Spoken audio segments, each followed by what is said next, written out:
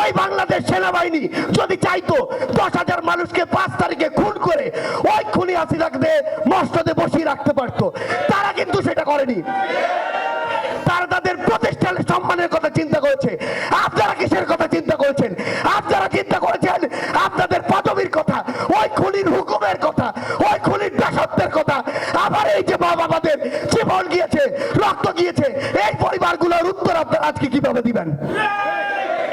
আজকেও এত খুনের পরে, এত জীবনের পরে নতুন করে এই বাংলাদেশে আবারও কিছু পুলিশ সদস্য ওই পোশাক পরে আবার টাকা নিচ্ছে, আবার দালালি করছে, আবার দাসত্ব করছে, আবার একটি দলের হয়ে কাজ করছে। বুকের মধ্যে যদি এইটুকু পাটালা থাকে, দয়া করে ওই পোশাকটা খুলে রেখে চলে যান। আমার অনেক মা বাবা রয়েছে, ভাই বোন রয়েছে, যারা তাদের একমাত্র ভাইকে হারিয়েছে, একমাত্র অবলম্বনকে হারিয়েছে। আজকে তারা নিঃস্ব। আমরা যতই সান্ত্বনা দেই, যতই বলি আমরা ভাই হয়ে থাকবো, আমরা তাদের পরিবারের একজন হয়ে থাকবো, এই পৃথিবীতে সেটা কোনোদিনও সম্ভব নয়। এই আর্থিক সহযোগিতা কোনোদিন ওই ভাইয়ের অভাব, তার ওই জীবন সঙ্গীর অভাব, পরিবারের অবলম্বনের অভাব কোনোদিন পূরণ করতে পারবে না।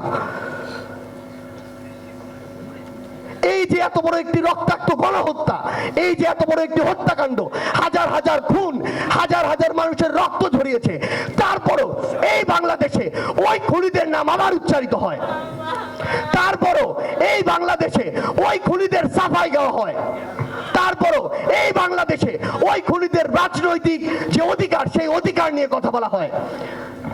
যেই খুনি বিগত 16 বছরে পরিবারের কয়েকজনের খুনের মায়া কান্না করেছে, সে যদি মায়া কান্না না করতো, ওই খুনি কিভাবে 2000 মানুষকে খুন করতে পারতো?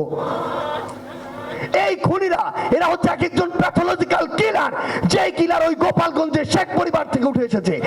এই খুনি বিগত 16 বছরে বাংলাদেশের মানুষকে নানাভাবে খুন করেছে, কিন্তু তারা মিডিয়া সহ পুরো বাংলাদেশকে জিম্মি করে রাখার জন্য এই খুনি যেটি করেছে, এই খুনগুলোকে সামনে আসতে দেয়নি।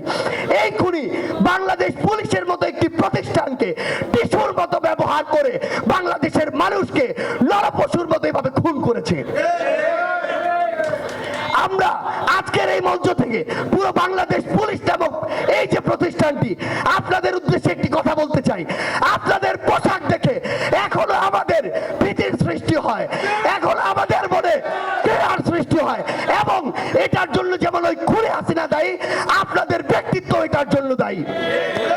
আপনারা ক্ষমতার লোভে, পদের লোভে ওই পোশাকটিকে ধারণ করে, অপব্যবহার করে সারা বাংলাদেশে নানা রকম কুকর্মে সহযোগিতা করেছেন।